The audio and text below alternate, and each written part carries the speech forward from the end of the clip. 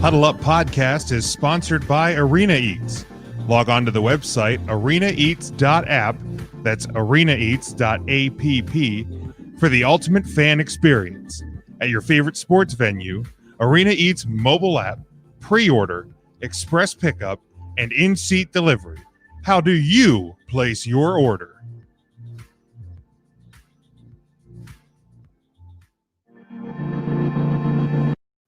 Hey, everyone in, let's go. Huddle up on 3. 1, 2, 3, huddle up.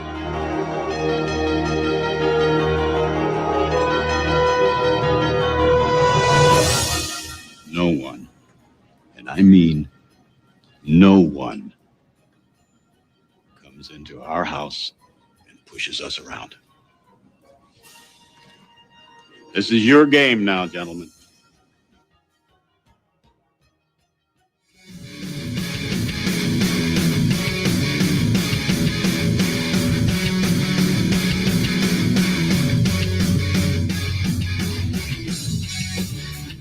Many doubted we'd ever see it.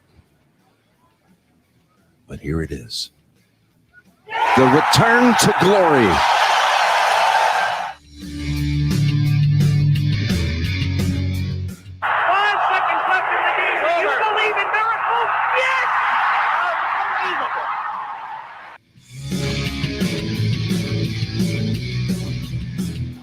Fans on their feet.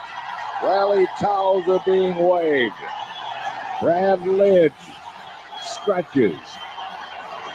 The 0-2 pitch. Swing and a miss. Struck him out. The Philadelphia Phillies are 2008 World Champions of Baseball.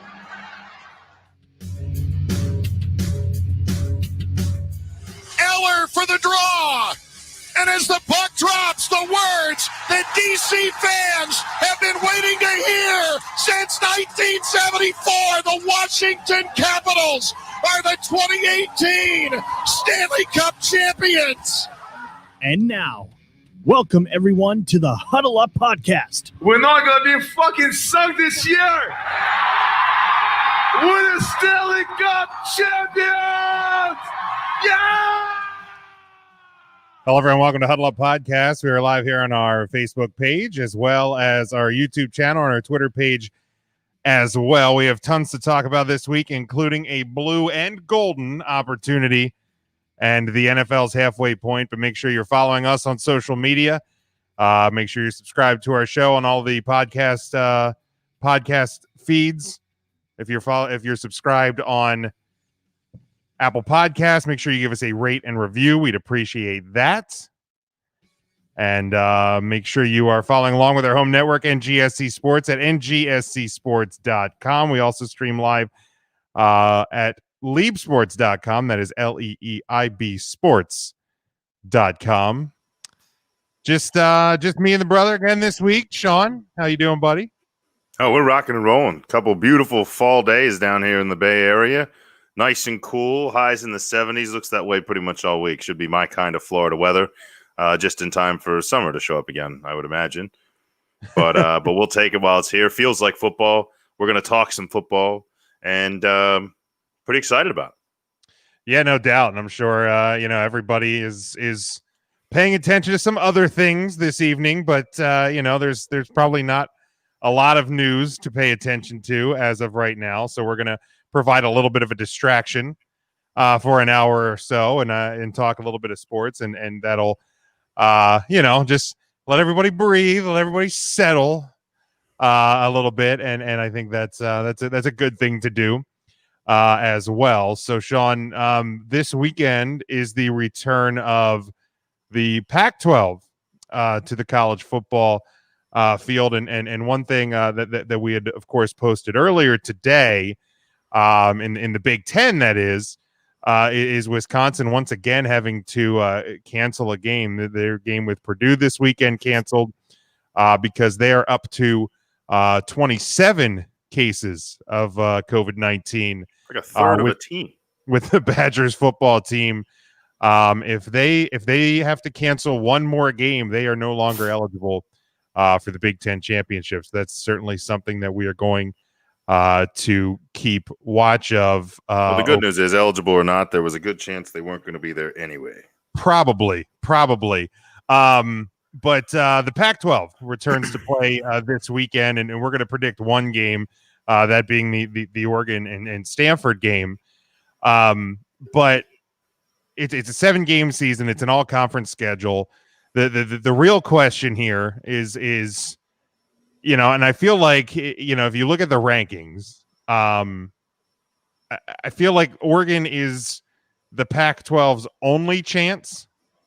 But if we're being like really realistic about it, I don't think that the Pac-12 realistically has a path to the college football playoff. And Oregon is sitting right now at 13. There's a lot of teams ahead of them.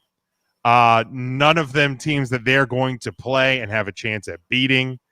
And, and there's already starting to be like this discussion on, ESPN and CBS Sports and things like that, if Notre Dame, obviously, if you're watching the video, you see a lot of green. There's a reason for that. Notre Dame with a big game this weekend, which we will obviously predict.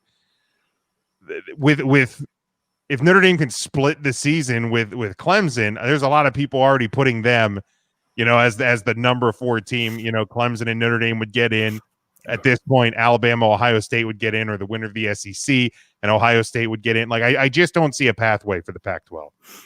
I don't see very many, and not even, with Oregon, sure, they're sitting there, and I think at 12 or 13, with maybe an 8 or a 9 or a 10-game schedule, you'd have an opportunity. The trouble for Oregon is usually their opportunity for that one quality win, or that 1 or 2 quality wins, is because over the past few years, they've scheduled some tougher games outside of conference because they realize, if you're not playing those ranked teams, and I'm looking at their schedule here, and obviously Stanford is a big game, but Stanford unranked, and currently none of their, as far as I know, UCLA might be the closest, because I don't think my schedule shows the rankings as they are currently, but Washington State, UCLA, Oregon State, Cal. USC, Oregon, I believe right now are the only right. 2 Pac-12 teams in the top 25.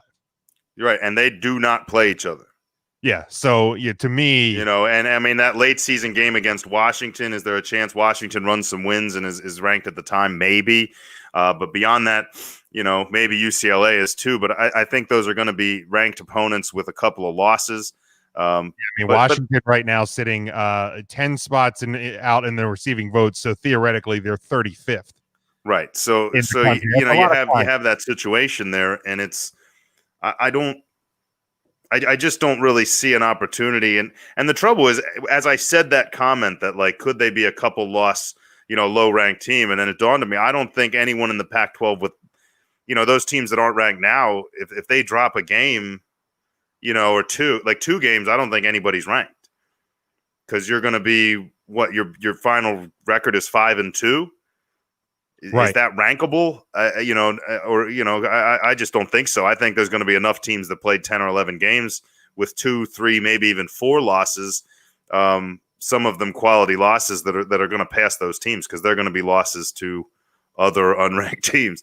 So I think it's a rough situation for the Pac-12. Good for them getting some revenue, I guess, but I don't think it's a very realistic opportunity for them to represent their conference. Yeah, no, I certainly don't either. It's it's just one of those things that in this season, the nature of the thing, the fact that they're getting on the field is something to be, I guess, celebrated, because the schools on the West Coast, the cities on the West Coast, some of them have been extremely strict on everything. So the fact that they're getting the opportunity now to play, I think is pretty big in and of itself. So we're gonna move here to the picks, Sean, in college football, and catching up on the picks against the spread for us from last week. I was 4-1 in college football, bringing my season total up to 14-10 overall.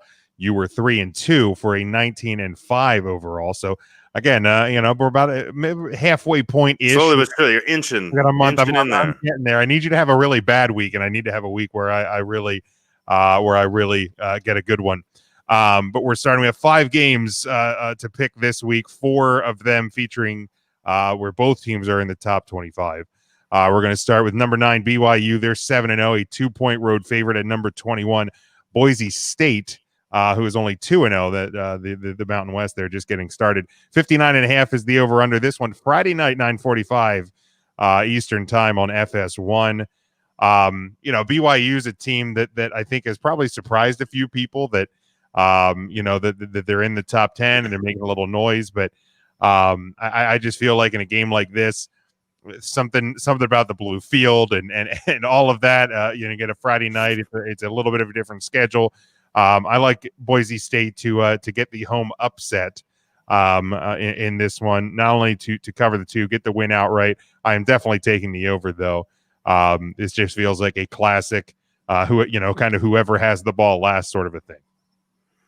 Yeah, and I was looking at it, and my my instinct went to Boise State here, and obviously a team that in big games has arrived, and I think because of that, this it looks like an opportunity for Boise State to kind of shock BYU, and I feel like a lot of folks are gonna.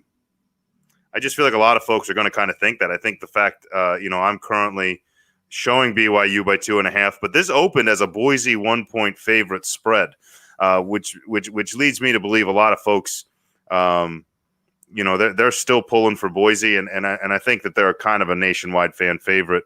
But BYU is a team that, some experts had picked even last year. They're a very good offensive team, and in this type of matchup, I don't know that you need to be that great defensively. But this is a team, say what you will about their opponents. They have been, with the exception of a 27-20 win at UTSA, Texas San Antonio, they have obliterated people. 55-3 over Navy, 48-7 over Troy, 45-14 Louisiana Tech. And then even a game against Houston. And these are programs that although they're not really big right now, have historically had good football programs and have won, games in this conference over the past 5 or 10 years. Most recently, a Western Kentucky blowout at 41-10. So, I mean, this is a team that's been rolling. And Bluefield or not, traveling way out west or, a bit north or not, these are 2 of the westernest teams in the conference. I'm going to go ahead and go against you. I'm going to give you that chance so far to make your gain, if you will. I'm going to take BYU. We're going to take the Stormin' Mormons, and we are going to ride the over with you, though. That's going to be a tidal wave of points, and I want to make sure that my surfboard's on top of it. There you go.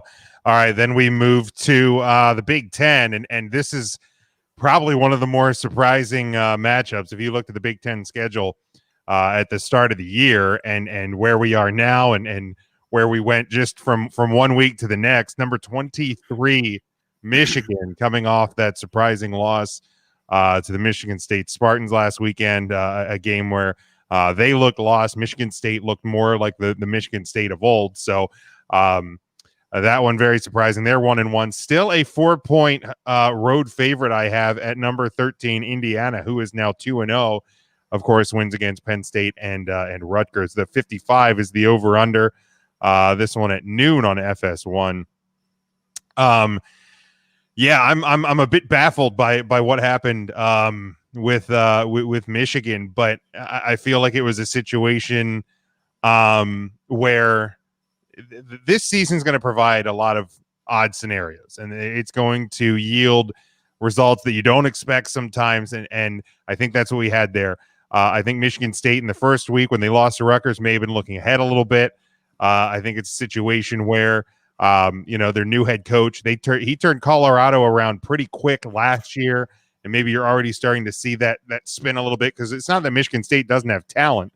It's that the prior coaching staff maybe just didn't know how to utilize it and maybe lost the room. So I'd like to hope here that the Michigan Wolverines get back on track. They settle themselves. They prepare a little bit better, and they settle into this game. I still don't know how good Indiana is, but at 2-0 and 13 in the country, all of a sudden, there's a lot of eyes on them that they're not quite used to. and I feel like the environment may be a little bit big for him. So I'm going to take Michigan to cover and obviously pick up the win here, but I'm going to take the under, as I feel like one thing Michigan wants to do really to control the game is look at that game from Minnesota, control the game on the ground, run the ball, settle back down, don't do anything too tricky, and keep Indiana from spreading the field like they did against Penn State and like they did against Rutgers, and which feels like such a weird thing to say, like if Michigan has to slow down Indiana, but here we are. So I like Michigan to cover, and I'm going to take the under. All right. Yeah, it's definitely not the it might be the numbered rankings I may have expected coming into this game. Kind of a stretch for Indiana there, but I expected them to be a little flipped if I would have seen this at the beginning of the season. Kind of a tale of two surprising seasons, tale of a big win and a tale of a big loss. And I think that, eyes are probably on Michigan here to make the bounce back and kind of put that talent into perspective. Trying to figure out, what woes happened, what woes didn't happen. But I will say this, Indiana, are they for real? I don't know.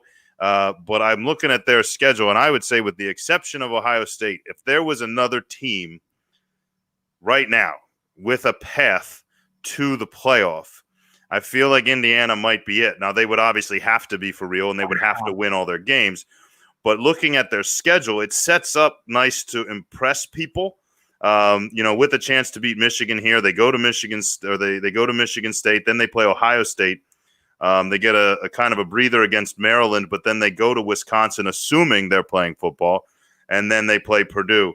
So they have enough breathable games between those quality opponents, and I think there's enough of them. If one of those wins from where they're sitting, at 13, if one of those wins were against an Ohio State Buckeye team and they went undefeated, I think this team's in the discussion, especially if they're beating teams well. And I would not have predicted that 2 weeks ago. I would not have predicted that, 1 week ago. I don't know that I would have seen that schedule and been like, this is definitely a chance. But you know what? You already got one win against a top build team. Why not some more? And because of that, I think I'm going to take Indiana in this game. I think they're going to continue to ride high.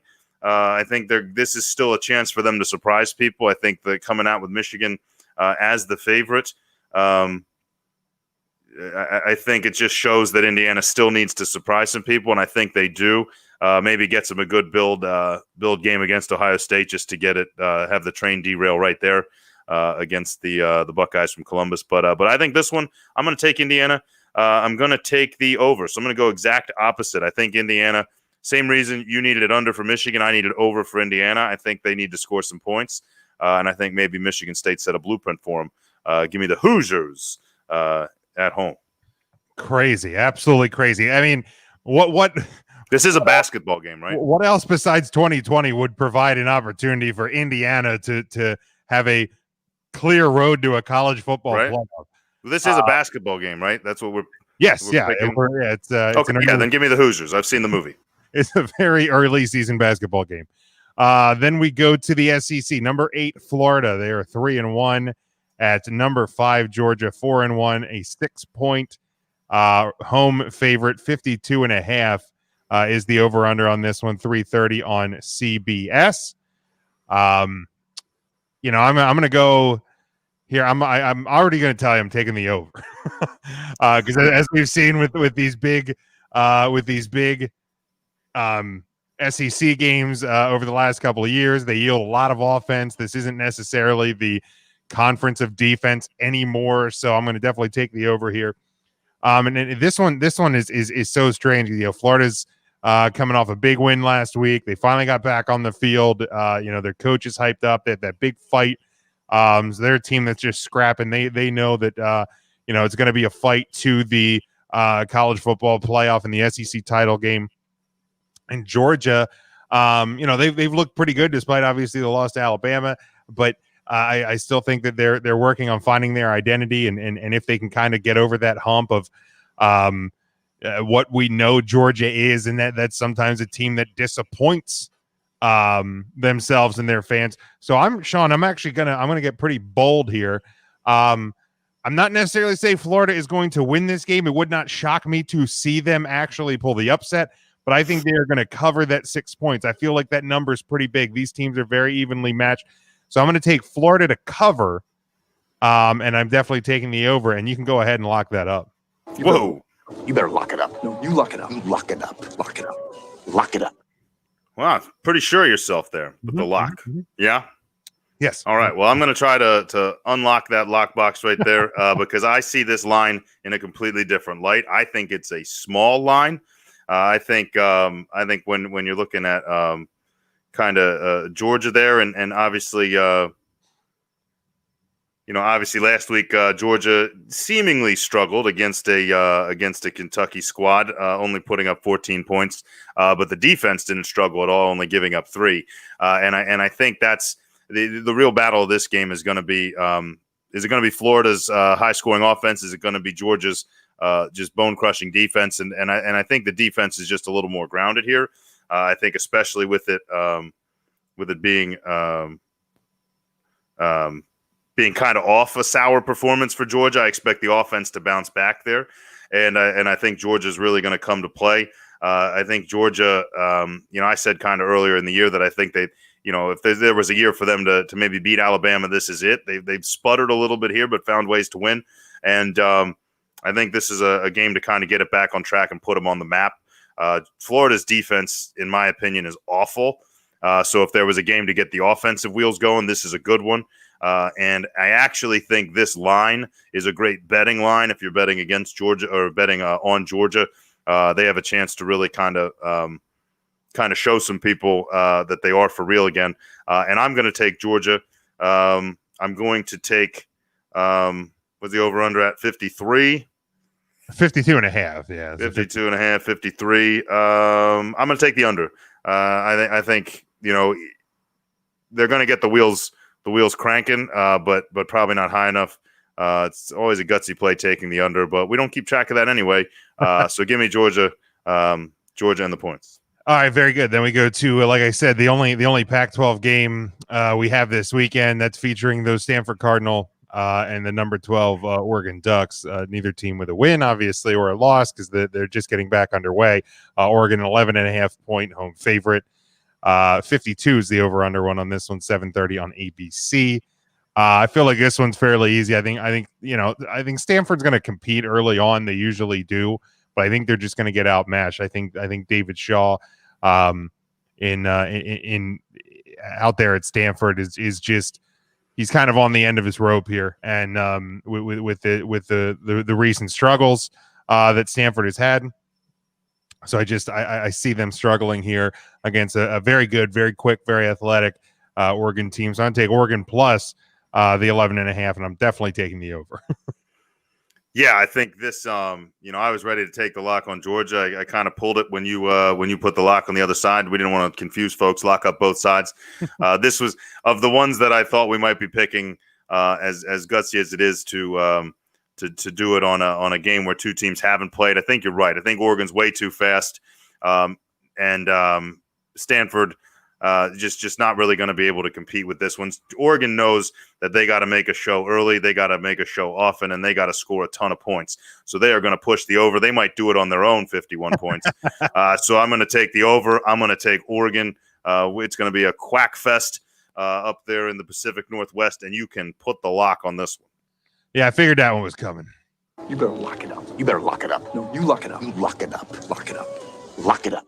I didn't want to make it too easy on myself with the lock. So can't fault you for doing it. And then of course we go to the big one. This is the marquee game of the weekend of I hear there's a good one in South Bend this week. For us, the entire season. This game was on the schedule either way. This weekend, it was this weekend. This game did not move with the shuffling and Notre Dame getting into the ACC because of all the changes. Number 1, Clemson, 7-0. They're coming in 6.5-point road favorites at number 4, Notre Dame, who is 6-0. 51 is the over/under on this game. 7:30 on NBC. And as you can see by our shirts, our backgrounds, our colors, everything, it's a green week here for the Nice boys. As Notre Dame has instructed us to. I don't know if the if the Irish are wearing green, the green jerseys this weekend, but we will see about that come Saturday. For me, Sean, I mean, I'll already say it. I'm picking Notre Dame to cover. I think it's going to be a close game. I think they have the defense to do it. The key here, and this is why I'm taking the under in this game, is for Notre Dame to win this game. I think they have to rely on their run game. I mean, Ian Book's going to have to make plays. There's no question about it. He's going to have to make plays that he doesn't necessarily always make, but he's going to have to make them on Saturday. But for Notre Dame to win this game, I think they have to control the line of scrimmage on both sides of the ball, but especially when they are on offense. Run the ball. They're one of the best running offenses in college football, and keep their defense fresh, because you got to slow down ETN and that Clemson offense, which is a very hard thing to do. And there was even a couple of points this past week against Georgia Tech where Georgia Tech's receivers got behind Notre Dame's secondary. So you can't let Clemson do that to you. You have to control. So for me, that's why I'm taking the under. If Notre Dame wants the chance, and I think they have it, I think out of all the years where Notre Dame's have had one of these opportunities to surprise and win one of these games, I feel like this year is one of our best chances. Obviously, Trevor Lawrence out again with COVID. He's expected, as long as he passes and everything, to travel with the team to South Bend. He'll be on the sideline, but will not be playing. This is Notre Dame's opportunity, and I think they can do it. Well, yeah. I mean, I think you hit a couple real key nails on the head there. I think needing to run the ball is huge. Kind of a red flag for Notre Dame is we have, for some reason, struggled to run the ball at times, whether it was refusing to call the plays, refusing to run the plays, or just not executing. We have seen all those things happen this year. This would not be the game for that to happen. You got those big grass-fed boys in the middle. Obviously, Clemson's defense very, very fast, very strong at stopping the run. So that's going to be a test for us. You may have to get a bit inventive to do it, but you want to run the ball. On the other side, a pretty good running game coming your way. A very good running back for Clemson, bringing a touchdown streak with him, and they're obviously going to want to run the ball too. I mean, this isn't Trevor Lawrence behind center. Obviously, an extra week to practice is going to help, but still kind of a thing where there's going to be that mindset for the youngster. Just don't mess it up. To keep the train rolling. Yeah, I like Notre Dame's defense too. I think this is one of the better units we've had in a really long time. I think it's an opportunity to maybe keep some scoring down. I'm actually kind of surprised the over-unders where it is. I think it is going to be a low-scoring game. It's going to be kind of similar to what we used to see out of the SEC and those low-scoring kind of battle-y brawls down in the old LSU Alabamas and those Auburn. Any game involving Auburn used to be like 9-3. I don't know if it's going to be quite that low-scoring, but yeah. And if Ian Book can make some plays, hopefully it doesn't all rest on his shoulders. I'm going to take Notre Dame to not only cover, but to win outright, because I think you have to. I think both teams are very aware of the fact that this season is kind of shaping up to have these two play again, pending no letdown. Obviously, if Notre Dame does what I do and pull off this upset, obviously there's that Boston College game looming off in the mist there. So we don't want to take that one for granted, especially after the performance last week. But you got to play the one in front of you. I think Notre Dame wins this one because they need to. I think Clemson just sits and waits for us, and we get a chance to maybe be the favorite going in, or a higher ranked underdog. Who knows how that'll look with Trevor Lawrence under center at a championship game. But give me the Irish, give me the under, and should be an exciting one in South Bend. Now, if Trevor Lawrence were on the field, he's not, James. Right, but I think that a 6.5 line. I think you're looking closer to 2 touchdowns. I was going to say 14 to 17, somewhere in there, probably. Do you think Notre Dame has a chance at this point in the season if Trevor Lawrence is on the field? I mean, you got to approach it the same way. Yeah, I mean, you're going to kind of give the similar prep, and obviously your game plan's not going to change too much, at least not offensively. Obviously, defensively, you got to key in on some different things, and obviously Trevor Lawrence is a a bit more of a firecracker as far as unpredictability goes. But yeah, I mean, you probably just, go into the mindset, be more aware that you may have to pass more because you may find yourself in a bit of a shootout. But I mean, Notre Dame probably would cover that 17 points. Again, I think it would still be a fairly low scoring game. But I think with the opportunity here without Trevor Lawrence, I think this team's, even if you fall in a bit of a hole early, is going to take some chances and realize this may be the opportunity to secure yourself a spot and maybe a chance to play this team a third time. Absolutely. All right, Sean, we're going to take a pause here and pay some bills here from our sponsor. But when we come back, obviously, we'll talk about the NFL at the Midway Point and predict the 4 biggest games in the National Football League this weekend. Stick with us. Huddle Up Live. After these messages, we'll be right back.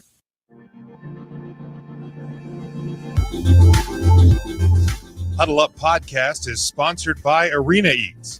Log on to the website arenaeats.app, that's arenaeats.app, for the ultimate fan experience.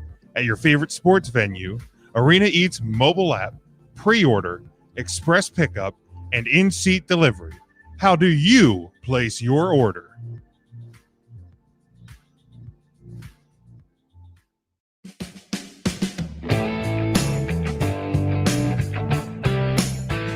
You're listening to NGSC Sports Radio. Hear us live on ngscsports.com, where you can get awesome analysis on all things sports. Or check out our podcasts on iHeartRadio, Spreaker, Apple Podcasts, TuneIn, and much more. For our latest videos, subscribe to NGSC Sports YouTube channel. Follow us on Twitter at NGSC Sports, and like us on Facebook. NGSC Sports. We never stop.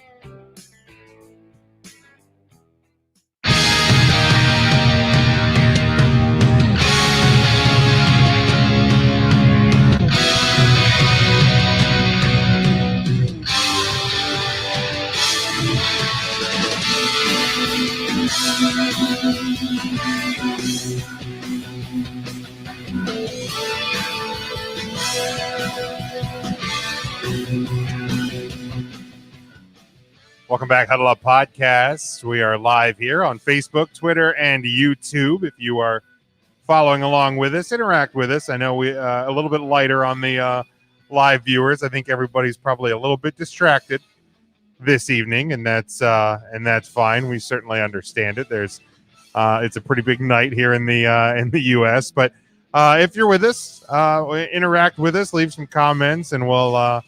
Or some questions, and we'll interact with them. Make sure you are subscribed to us on all of our social medias, as well as in the podcast feed and all of that. So we are glad to be with you, and you can always listen to us on demand on Apple Podcasts, Android, Google Play, Stitcher, Amazon Music, and pretty much anywhere Spotify that you want to that you can find your podcast. So make sure you check us out. We'd appreciate it. All right, Sean, before we get to the NFL picks for the weekend, we're at the midway point of the NFL season, and been some surprising things, been some not so surprising things. So I want to just kind of go maybe some winners and losers of the first half of the NFL year, maybe look at who we think the MVP to this point is, and maybe like offensive rookie of the year or something like that. For winners, I mean, I think you're looking at the Tampa Bay Buccaneers. They haven't been perfect, but it feels like they're starting to put it together a little bit and improve week by week. The Green Bay Packers, I sat here on our preview show, and I was like, they're going to hit the midway point. They're going to hit the trade deadline. And they're going to be looking to be sellers at the deadline. They're going to move Aaron Rodgers. His time in Green Bay is done. And boy, could I not have been more wrong about the Green Bay Packers. Yeah, I remember. I remember that show. Yeah, that wasn't great. It wasn't great for me. But Green Bay, you got to consider them to be a winner. You're looking in the AFC. I think, the Bills and Dolphins, but definitely the Dolphins. They made the switch to Tua. They pick up another win, the 3-game win streak. They're looking like a team that has potential to win that division. And I mean, the Pittsburgh Steelers sitting at 7-0. So two teams from each conference, Sean, that I think have done pretty well for themselves here in the first half of the year. Oh, well, definitely. I mean, I think there's two winners that people expected to be winners. Obviously, the Chiefs sitting at 7-1 right now atop the West, and of course Seattle, also a one-loss team. Nothing to hang your hat on being a one-loss team at this point. I was going to point out the Green Bay would be a big winner for me to this point, just to kind of rub that in your wounds a little bit. Miami, I don't really know how to feel. I feel like like you said, 4-3. This is a team defensively that looks really strong. They're making great plays on special teams. They're starting to believe in themselves. What concerns me is, you didn't see a lot from Tua. You saw his first touchdown pass. Other than that, I saw some ratings as far as, all those like analytics and who, catchable balls and, they throw everything else in that they had him rated pretty low as like an efficient passer. May have been some of the game script a little bit, but I got to say, I didn't see a lot of zip on the ball. I saw a lot of accuracy, but a lot of those balls look very interceptable. I don't know what you're going to see here. I'm worried that maybe that switch to Tua might be what kind of prevents them from doing just that. But definitely at 4-3 at this point in the season, you got to say it's a win for them. Teams like the Bears, how real are they? The Saints, I think, are winners at this point for seemingly, a lot of the games not looking uber impressive at times, being down arguably your best player for pretty much the whole year, to be sitting here at 5-2 and a chance to, if you can pull off a win here, if Michael Thomas plays, whatever the scenario is, if you can pull off a win here in Tampa this weekend, you're sitting right on top of your division again. And, people start to question, like, is it Tom's year? So you got a chance to kind of put a statement there. Big winner right now, though, I mentioned Seattle, Arizona Cardinals, Kyler Murray, another example of a winner so far for me. Kyler Murray seems to have kind of silenced critics, at least for a while. I think you're still going to see some people make fun of his mechanics and his accuracy a little bit. But with what he does with his legs, it's real hard. People are real quick to forgive an interception here or there when you're running for 120 yards and a touchdown every week. You can kind of just hang a pick or two in your back pocket. I knew what that was like. Yeah, it'd be real nice. I'd kill for a quarterback that threw for 100 yards every week at this point. Yeah. Big surprising thing for me, before I shoot it back over to you, I'd say, one thing I've noticed, and I think maybe the lack of fans plays into it a little bit, is typically in the NFL, I feel like you see a little more parity. And there have been upsets. There have been weeks where, somebody go, hey, maybe that team's for real. Oh, never mind. And we had those kind of surprising twists and turns. But when you're looking at the records and you're looking at, kind of who's shuffling where, I think the middle of the road teams, those teams that like with the fan base behind them, and a chance to play, their tougher games at home, maybe rally to beat teams with some crowd noise. You're not seeing that. And I think maybe the lack of noise and attention sometimes takes that upset ability out of it. And I think as a whole, you're seeing the teams that you would expect to win. The games where we're seeing the upsets are kind of more like middle tier and close matchups. You're just not seeing, the Jacksonville Jaguars pull that, surprising upset against the Kansas City Chiefs, because I feel like skill sets are just kind of starting to kind of play things out the way we're seeing it. So there's still plenty of good games every week, and there's a lot of close match games. But unfortunately, we're not really seeing that parity. So the NFL as a whole kind of loses out a little bit there, as do that kind of lower middle tier team that might have won just enough to get into the playoffs, may now finish a few games out. But I don't know. I'm glad to see football, and I don't know, any surprises you've seen. I mean, my Cowboys would probably be the one that has been most surprising. And I mean, obviously you never plan for an injury like happened to Dak Prescott, but just for as bad as they played with Andy Dalton under center, for as bad as the defense, I don't think the defense was ever expected to be, the the stronghold of this team this year. But for as bad as they've been, and then not even having the guts to stand up for a quarterback that gets his head taken off,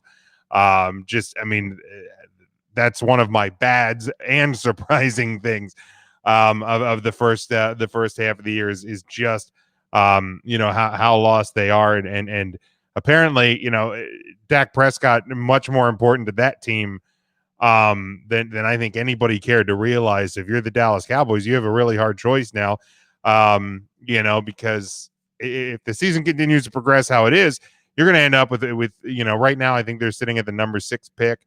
It doesn't look like it's getting much better.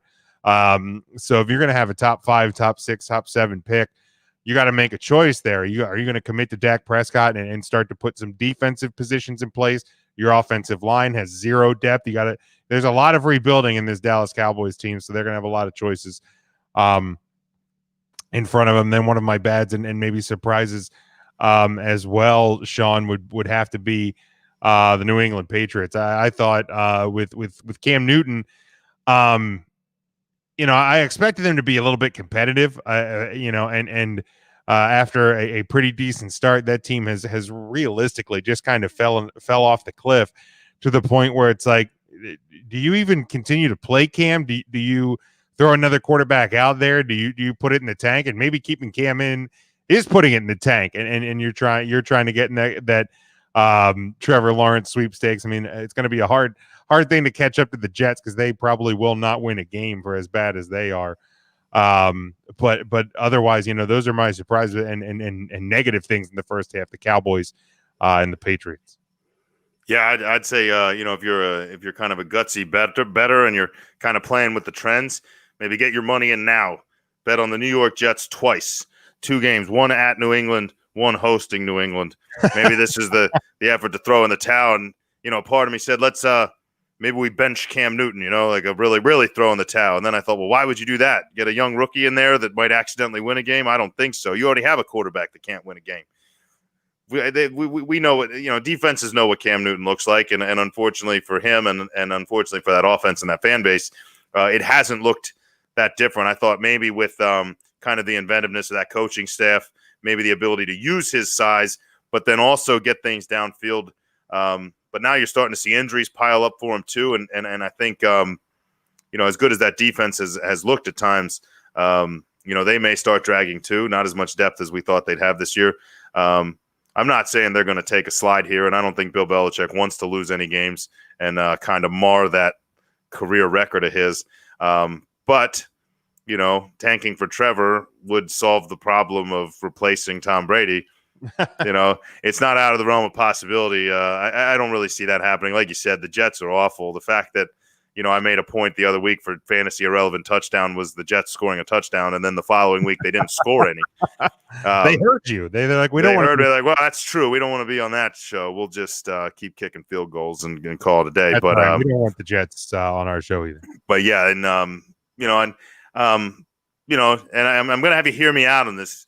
I think one winner, and it's a stretch, are the Philadelphia Eagles, and here's why. You have a team that, as bad as the Cowboys have been dismantled with injuries, has also been dismantled with injuries. Now you're starting to see guys get healthier. You're starting to kind of figure out what you had in your receiving core. Nobody's now clamoring for Alshon Jeffrey to show up. You've lost Zach Ertz, but Goddard's back out there. You get a chance to see what he can do. And you're going to have Miles Sanders coming back here probably after the bye. And even if not, Boston Scott has played pretty well in his absence. So you have an offense that's kind of starting to click. You have a defense that has the second place in the league in sacks in Brandon Graham, a secondary that has, for the most part, played way better than people expected. You almost had a win against Baltimore. With the exception of Chase Claypool blowing off the face of the earth, you played really well against Pittsburgh and you beat San Francisco with no one on your roster. And now you're sitting here, and everybody's been bashing this NFC East and their records and how, these teams, you can't have a team under 500. Now your first place team's a half game under 500. And if you can just play a better than 500 record from this point forward, which, by the way, includes 3 games against the NFC East. You're looking at Giants football team, Cowboys, for 3 of those games. If you win all 3 of those, you're sitting real good. What's that? It's like the trifecta from hell.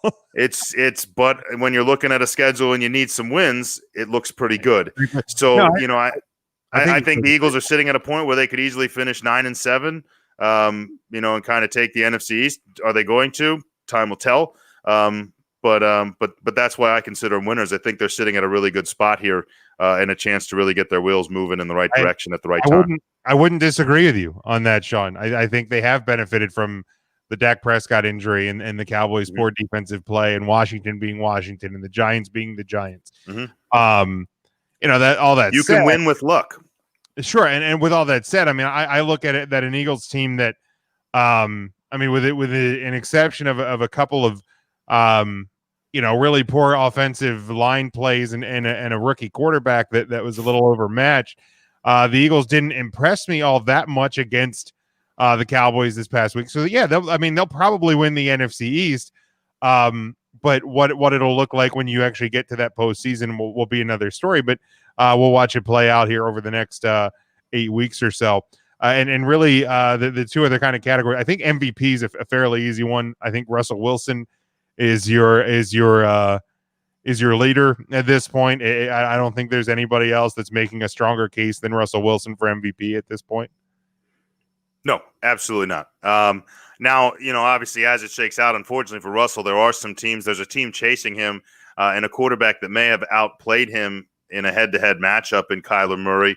I don't know that but the thing is like, if Kyler may not put up the numbers that Russell Wilson is, but if they finish with a better record for some reason, win the NFC West, Russell Wilson could kind of get. They're chasing him. Only a game behind. They still get to play another time. It could be a scary thing for Russell Wilson there, because Kyler Murray's just as important to that Arizona team as Russell Wilson is to the Seahawks. But Russell's just. And the thing is, I think people take Russell for granted because he's made it look so easy for this many years that people just like expect it to happen. Like, oh, he's going to do – it's almost like a Michael Vick effortlessness to his passing where it's just kind of like, I'll just take a few steps and there's a 60-yard on a rope, touchdown, And people are like, yep, that's Russell. And unfortunately for his credit, it's the reason why, 0 MVP votes to this point in his career, which – to me is absolutely mind-boggling. If there's a stat in the NFL over the last decade that baffles me more, nothing on the field will baffle me more than Russell Wilson never receiving an MVP vote. There are voters in the Pacific Northwest, by the way, that watch him play every week. Right. How does that happen? How does anyone in Seattle not vote for Russell Wilson? I just don't understand. I know my pal Ernest Christian, he's been banging the drum on Russell Wilson for a long time. And if you don't want to say that this guy's the undisputed MVP every single season, that's fine. But for him to get a vote at any point in his career is just absolutely baffling. He is so good and typically in a position where you have taller guys that kind of command the view of the field. I mean, he's a smaller guy, and that's why I thought coming out of college, I didn't think he was going to be what he has become. But yeah, he is just absolutely special. And then like offensive rookie of the year. We've had a couple of great candidates. For me, I'm super impressed with Joe Burrow and what he's done so far in Cincinnati. And I think that the least number of yards he's thrown for in a game is like 280 this week. He put up over. Yeah, I think he's been at least over 250, 270 every week. This week, I think he put up 400 yards in a win against Cleveland. I mean, he's looking good. He has young receivers there. In a situation for a long time that you had a head coach, you couldn't figure out how he still had a job. You had players that were just trying everything they could to get out of Cincinnati. And now all of a sudden, that team, I'm not saying that they're great and they're not going to necessarily challenge for the division this year. But you start to put a few more pieces around Burrow in this offense, and these young receivers, and I think there may be something building here in Cincinnati. Oh, yeah, absolutely, and I think unfortunately for him, it's not one of those scenarios where we've seen in the past where you get some good rookie quarterbacks that come out and they wind up in a division where it's very winnable. For years the AFC South was kind of this. Well, if Andrew Luck, why not Andrew Luck? Nobody else really wants to win. And it just kind of was that, post Peyton Manning, like who's going to take this over kind of scenario. Unfortunately for Joe Burrow, good news is the Browns are there. That's the good news. You just lost a shootout to them, but there's no reason why you can't finish ahead of the Browns, if not this year, at least in years to come. The bad news is you have a very good Baltimore Ravens defensive team and a superstar in Lamar Jackson. You have a Pittsburgh Steelers unit that has a tremendous defense. Now, obviously, the big question mark in Pittsburgh is how long is Ben going to play and who's going to fill his shoes when he's gone. So you folks hoping to ride Chase Claypool into your Dynasty League glory, just remember that scenario is coming. But Mason Rudolph believer there, Sean.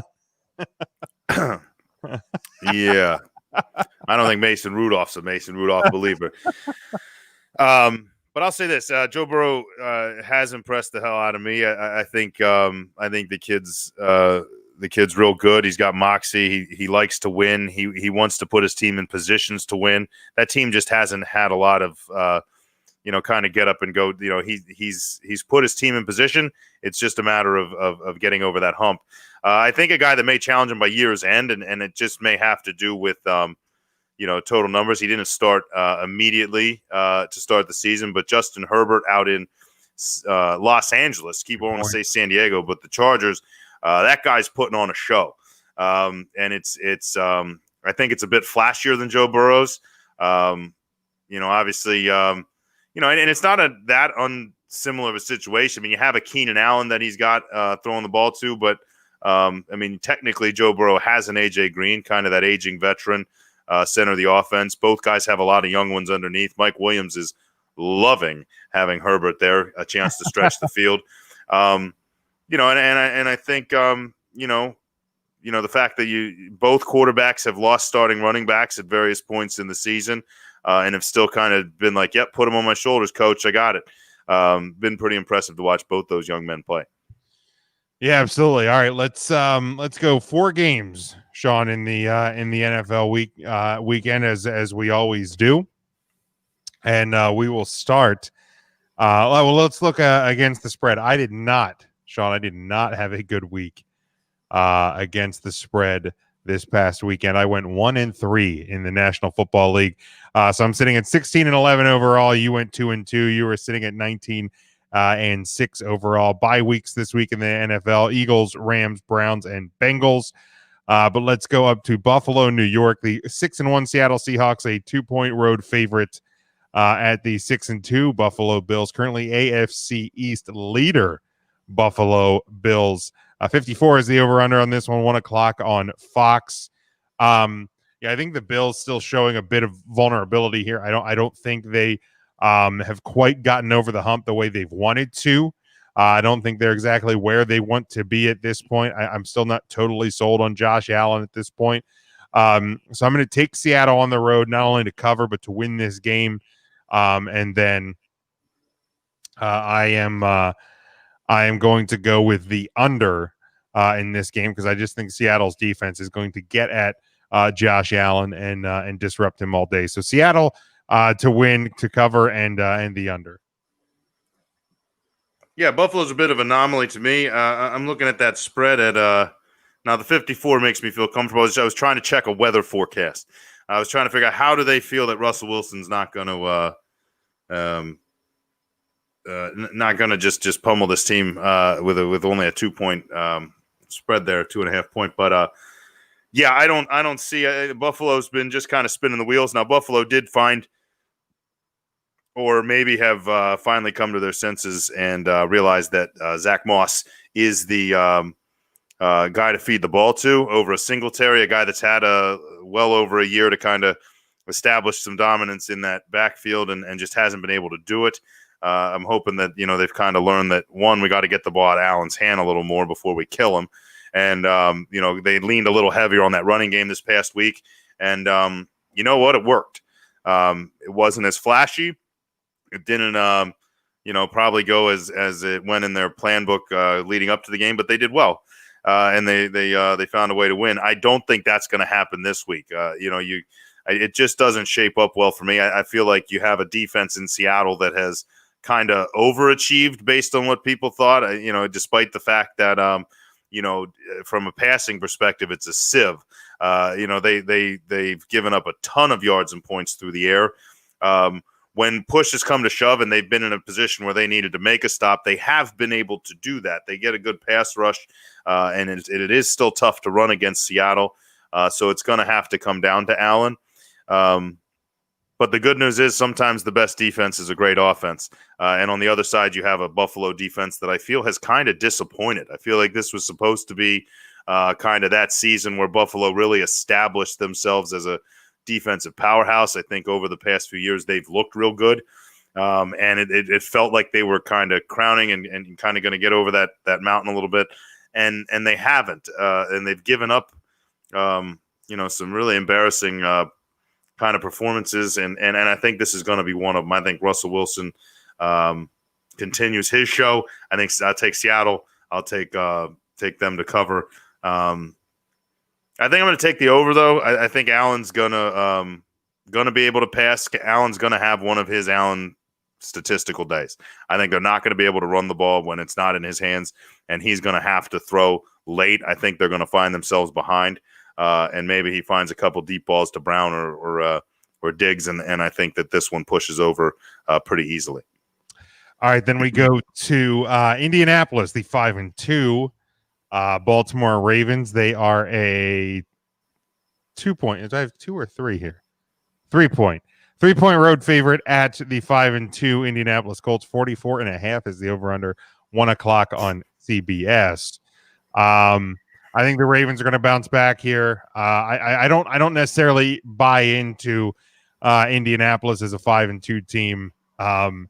They beat a Lions team this past week, where the Lions are still the Lions, where whatever anybody wants to believe them or not.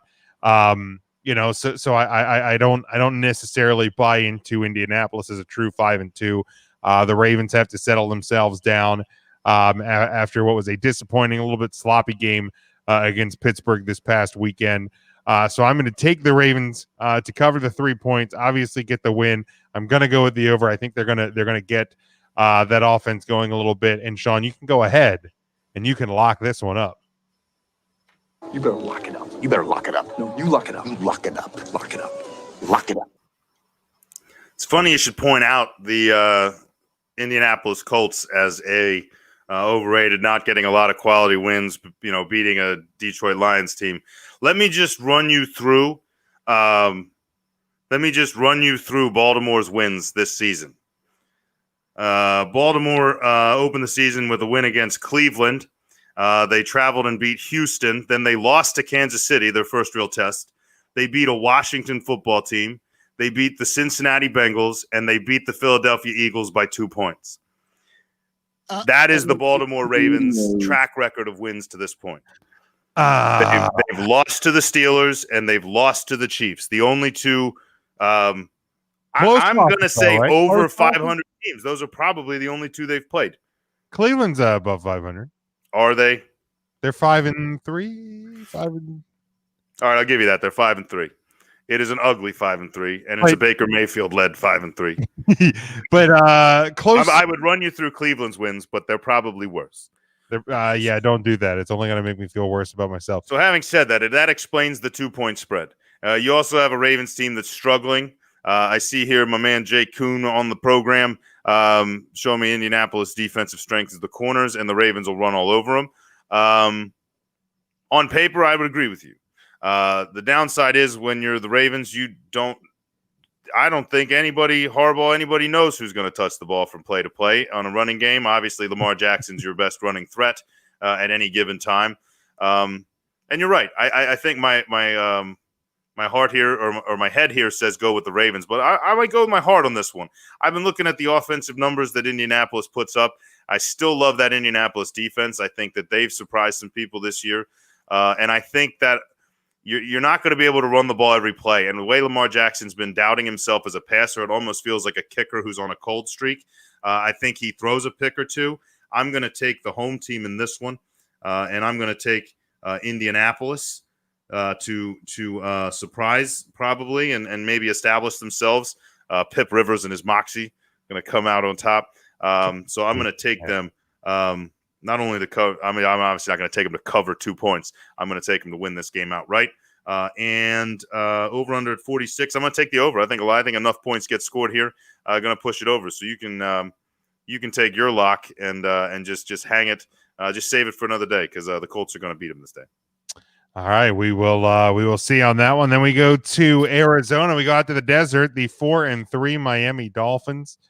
They're at the 5-2 Arizona Cardinals, who are a 4.5 point home favorite. 47.5 is the over under on this one. 425 on CBS. I think this is going to be an extremely close game. I think that Miami's defense playing defense and special teams. I look back and you hear a lot of coaches at times talk about if you can win 2 out of 3 fast to the game, defense, offense, special teams, you're probably going to do okay. So if the Miami offense still isn't kind of totally up to snuff where they want it to be with Tua at this point, the defense has stepped up, the special teams have stepped up. I think they're going to be able to do that again here against Arizona. I'm expecting a lot of points. I'm definitely going to take the over in this game. I like the Dolphins to cover the 4.5. I'm not necessarily going to say that they're going to pull the upset here and go out to Arizona and get the win, but I like them to keep this thing close and keep it within about a field goal. So I like the Dolphins to cover and definitely the over. So James is buying the Dolphins. I'm going to say sell. This has people kind of high on Tua. They're talking about the win. They're talking about the Dolphins. I'm talking about the Dolphins. You're talking about everybody's talking about the Dolphins. You're not going to score 2 defensive touchdowns every week. They should have had a third. One of their offensive touchdowns this week was set up by a return pick up and run to the 1 or 2 yard line. You're not going to get that every week. And does Kyler Murray have the potential to give you a couple turnovers? Absolutely. But is he going to make you pay for him later? Yup. Kyler Murray is going to continue his assault as the second best gunslinger in the NFC West. I think the Cardinals are going to win this one by a pretty good handful of points. I like him to cover. I like Kyler Murray to impress. I like touchdowns from both Hopkins and Christian Kirk. And I think this is going to be one where Miami kind of tries to look for some offensive firepower from the quarterback, and they might miss Ryan Fitzpatrick a little bit. Might even see Ryan Fitzpatrick a little bit at the end of this game. I think this is going to be a smoke show out there, and you can go ahead and lock up your Cardinals win in the desert. But take them over. Take them over. Lock it up. Wow. All right.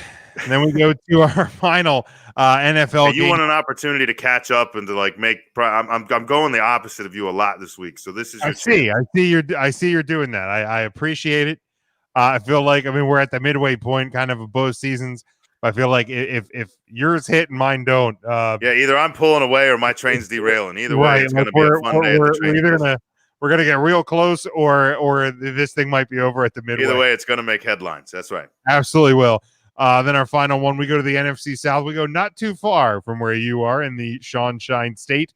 The 5-2 Saints at the 6-2 Tampa Bay Buccaneers, sitting in first place in that NFC South. They are a 6-point home favorite, 53.5. This one is the Sunday night game, 8:20, of course, on NBC.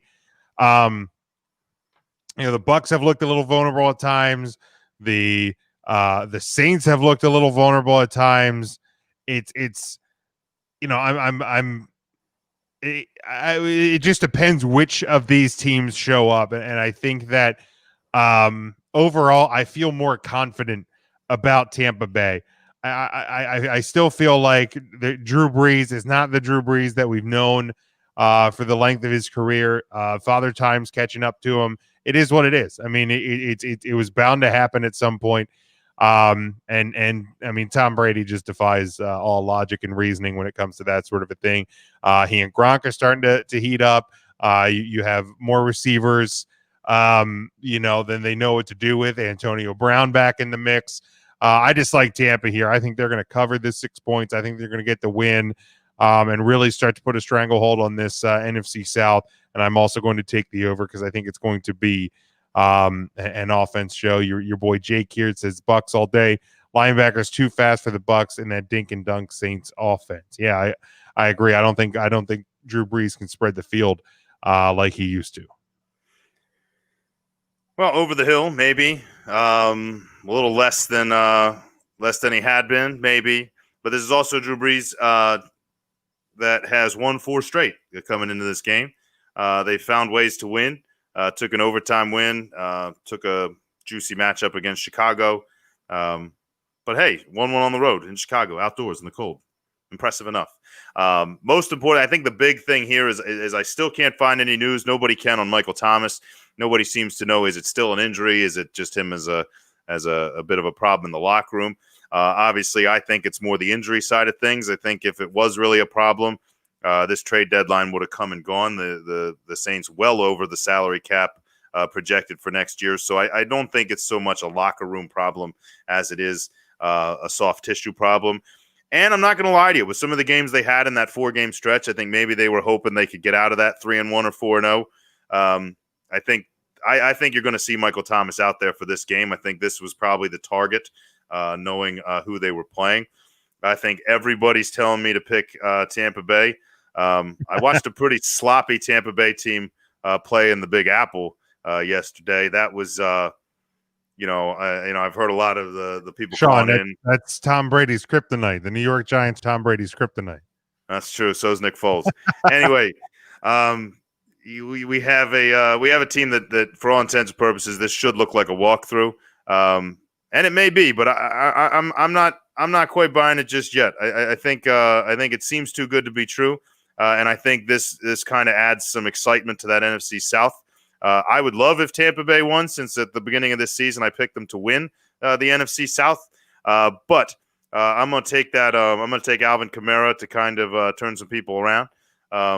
Kwan Alexander technically making his return to the Tampa Bay area, playing for his new squad, the Saints. I don't know if they'll have him in on any packages or not, but why wouldn't you? I don't know if that with you have to clear COVID protocol. Yeah, I don't know how that works. Like leaving one that. COVID I feel like he won't be with them this week. But he'll be around. He'll be around. He'll be watching in spirit. Kwan Alexander, who I also saw leads the league in missed tackles over the span of his career. So that's an interesting statistic. Good pass rusher, not great tackler. But I'm going to take the Saints here. I think why not keep riding the anti-James wave today? You can be the new Dave, and we'll go ahead and I'm gonna take Drew Brees. I'm gonna take Alvin Kamara, and this feels like it has overall over it. I feel like that number is kind of right where I'm comfortable on the over. I think the Saints are going to put up enough points this week, and this should be a pretty fun game to watch. But don't be surprised if the Pirate ship's not firing any cannons at the end of that game. It should be a better Sunday night game than we had this past week. Let's put it that way. Yeah, it's going to be a little bit better sell, and I think Drew Brees over the course of his career, when he plays against another top tier Hall of Fame tier quarterback, tends to step up his game. And I think this might be the one where he kind of reestablishes himself as one of those quarterbacks this year. Certainly could. All right, Sean, that is going to wrap us. Unless you have your fantasy irrelevant, right?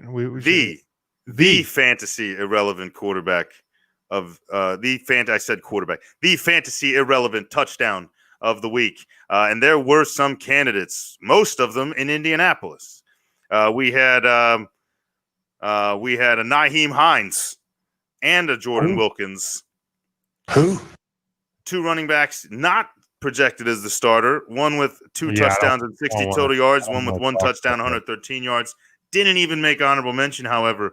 We also had a Zach Moss vulturing 2 touchdowns in Buffalo. We had a Dion Lewis from Danny Dimes in New York.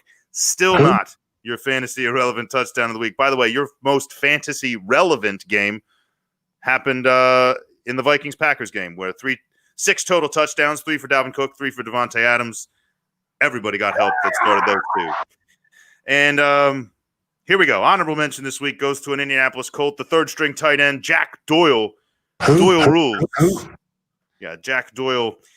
Moving into third place, San Diego, passing touchdown to a Gabe Neighbors. Who?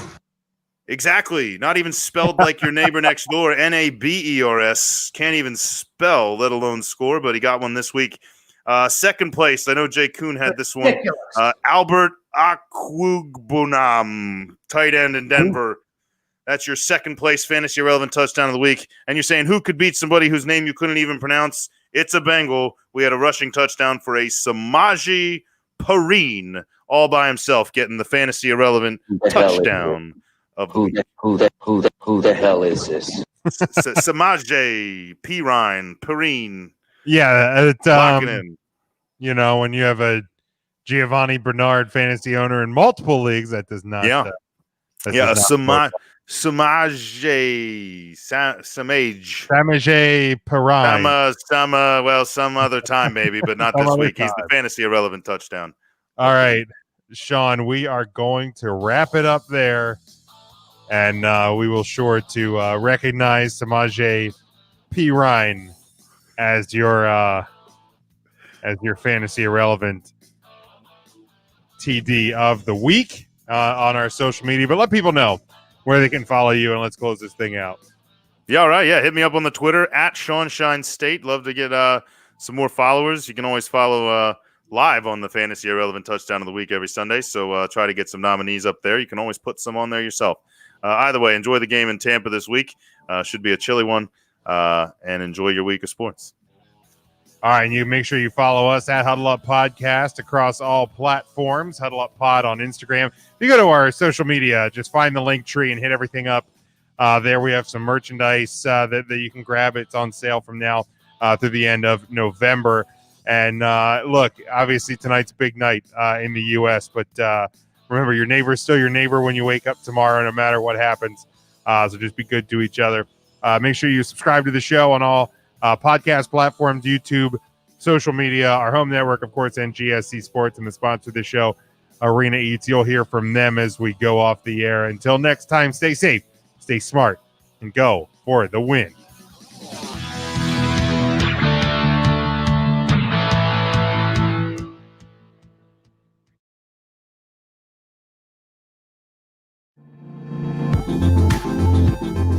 Huddle Up Podcast is sponsored by Arena Eats. Log on to the website arenaeats.app, that's arenaeats.app, for the ultimate fan experience. At your favorite sports venue, Arena Eats mobile app, pre-order, express pickup, and in-seat delivery. How do you place your order?